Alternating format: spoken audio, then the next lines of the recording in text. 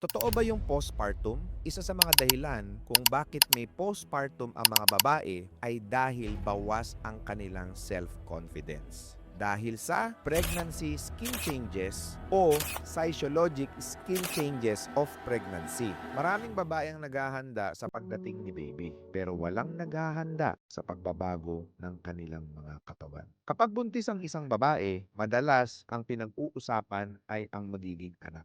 Ano ang pangalan, anong gamit ang bibilhin, pero bihira nating pag-usapan ang isa pang bagay na kasabay ng pagdating ni baby. At iyon ay ang pagbabago ng katawan ng isang ina. Habang lumalaki ang sangkol sa tiyan ng nanay, unti-unti rin nagbabago ang balat ni nanay. Nagkakaroon ng acne, stretch marks, dark spots, pag-itim ng kilikili, singit at batok, at kung minsan, mga pagbabago na hindi niya inaasahan. Mahirap pa rito, kahit normal lang ang mga pagbabagong ito, halos imposible nang maibalik yung dating kinis ng katawan. Kaya kadalasan, nawawalan ng confidence ang mga nanay. May mga nahihiyang magsuot ng gusto nilang damit.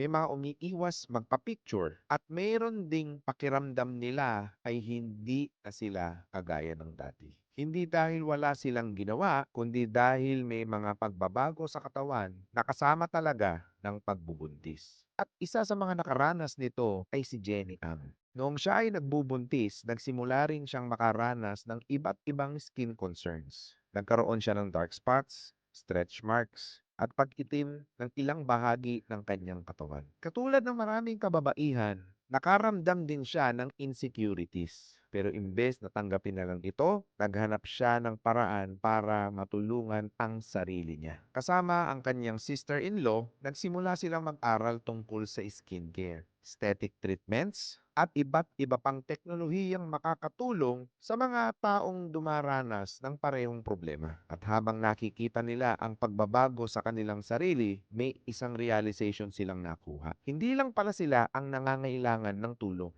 kaya nila itinayo ang Skin Lux Aesthetic. Hindi lang para sa mga nanay, kundi para sa lahat ng mga taong gustong maibalik ang self-confidence na unti-unting nawala dahil para sa kanila, ang aesthetic treatments ay hindi lang tungkol sa pagpapaganda, kundi tungkol sa pagtulong sa mga taong mas maging komportable at maibalik yung malakutis porselana nilang balat bago sila magkaanak. Talaga nga namang may mga pagbabago sa katawan na hindi natin maiiwasan. Pero hindi ibig sabihin nito na kailangan mo ring mawalan ng kumpiyansa sa sarili. Dahil minsan, ang pag-aalaga sa sarili ay hindi luho. Isa itong paraan ng pagmamahal sa sarili.